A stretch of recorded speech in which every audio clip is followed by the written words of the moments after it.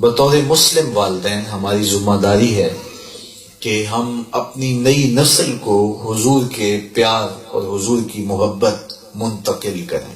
تو کون سے ذرائع ہیں کہ جن کو ہم اختیار کر کے اپنی نئی نسل کے سینے حضور کی محبت سے آباد کر سکتے ہیں؟ سب سے پہلی شے، اقبال کہتے ہیں اپنی اولاد کو کثرت کے ساتھ حضور پہ درود پڑھنا سکھاؤ۔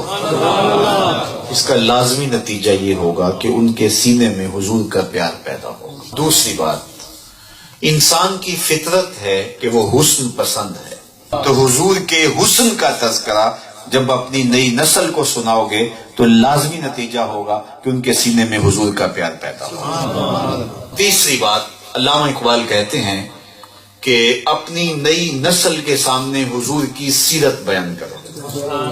جس طرح میرے رسول کی صورت جیسی صورت کسی کی نہیں، حضور کی سیرت جیسی سیرت بھی کسی کی نہیں۔ کائنات کے سامنے حضور کی سیرت رکھو اور اپنی نئی نسل کو حضور کی سیرت سناؤ، اس کا لازمی نتیجہ یہ ہوگا کہ صاحب سیرت کا پیار ان کے سینے میں پیدا ہو جائے۔ نجی زندگی سے لے کر کے سیاسی زندگی تک، گھریلو زندگی سے لے کر کے جنگی زندگی تک حضور کی سیرت کا ہر گوشہ منور۔ تو حضور کی سیرت کے یہ عنوان جب ہم اپنی نئی نسل کے سامنے رکھیں گے تو لازمی نتیجہ ہے کہ ان کے سینے میں حضور کا پیار پیدا ہوگا۔ اور میں آپ کو کہتا ہوں کہ یہ تینوں چیزیں محفل میلاد میں موجود ہوتی ہیں۔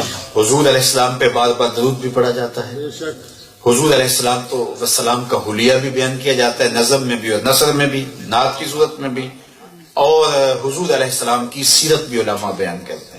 تو یہ تینوں چیزیں یکجا ہوتی ہیں محفل میلاد میں۔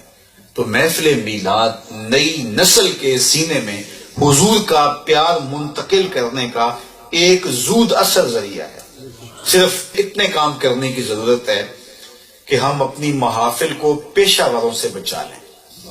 کہ جب سے ہماری محافل پہ پیشہ وروں کا قبضہ ہو گیا ہے، اس وقت سے ان کا اثر زائل ہو گیا ہے۔ جو گھر سے چلنے سے قبل کہتے ہیں کہ اتنے پیسے میرے اکاؤنٹ میں بھیج دو، اور پھر جب نوٹ برس رہے ہوتے ہیں تو ان کے عشق کو گرمی چڑھتی رہتی ہے، اور جب نوٹوں کی بارش تھم جاتی ہے تو ان کا عشق بھی ٹھنڈا ہونا شروع ہو جاتا ہے۔ اور یہ بے عمل اور بد عمل لوگوں نے اہل سنت کے اس فکر کو اور محفل میلاد کے جو نتائج ہیں ان کو کھٹائی میں ڈال دیا ہے۔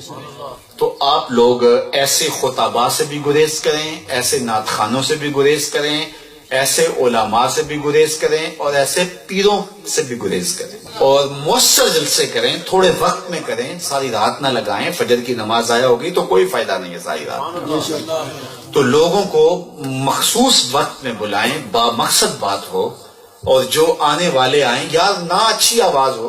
یہ کوئی لازمی نہیں ہے کہ قیامت کے دن آپ سے پوچھا جائے گا کہ 10,000 آدمی جمع کیوں نہیں کیا۔ آپ 10 آدمی اکٹھے کر لیں، اور پڑھنے والے کی آواز بہت اچھی نہ بھی ہو لیکن پڑھ رہا ہو دل سے، اشہد بلال عند اللہ اشہد، بلال کا اشہد اللہ کے ہاں اشہد ہی مانا جاتا ہے۔ تو خلوص یہاں دیکھا جاتا ہے، یہاں چہرہ اور چہرے کا تل نہیں دیکھا جاتا، یہاں دل دیکھا جاتا ہے۔ اس لیے ہر طرح کے پیشہ وروں سے اپنی محافل کو بچائیں، منظم کریں، مرتب کریں۔ میں سمجھتا ہوں کہ یہ محافل میلاد ان تین چیزوں کا مجموعہ ہوتی ہیں، اور اس سے عشق رسول نئی نسل میں پیدا ہوگا۔ اور اگر نئی نسل محفل کے بعد سوال کرے کہ یہ کیا ہے، یہ کیا ہے، یہ کیا ہے، تو پھر نتیجہ پیدا نہیں ہوا، الٹا جو ہے وہ تنقید پیدا ہوئی، تو پھر ہم نے سوچنا ہے کہ ہم اپنے انداز کو کیوں نہیں بدلتے۔ اتنا عرصہ ہو گیا ہے کہ ہم اس چیز سے نقصان اٹھا رہے ہیں، اور یہ ہمارا سرمایہ کہاں جا رہا ہے، لیکن ہم اپنا طریقہ بدلنے کے لیے کیوں آمادہ نہیں ہیں، کیوں تیار نہیں ہیں۔ اور اگر ہم اپنا طریقہ بدلنے کے لیے آمادہ نہیں ہے، تیار نہیں ہے، تو خدا بھی اس قوم کی حالت نہیں بدلتا جو اپنی حالت خود نہیں بدلتی۔ ہم پیچھے کیوں رہ گئے، اس کے اسباب پہ بھی ہم غور کریں، اور صرف غور نہیں کریں بلکہ عملی قدم اٹھائیں۔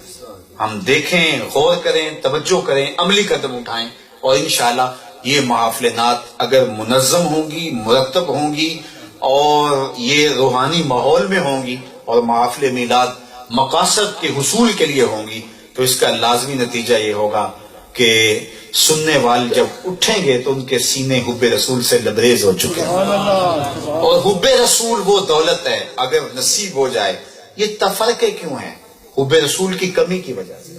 میں یہاں ایک بات کہنا چاہتا ہوں کہ ہر محبت توڑتی ہے، لیکن رسول اللہ کی محبت جوڑتی ہے، محبتیں تقسیم کرتی ہیں. ایک کے چاہنے والے دو رقیب کہلاتے ہیں نا، کہ یہ میرا محبوب ہے تم نے کیوں دیکھا، لڑائی ہو گئی.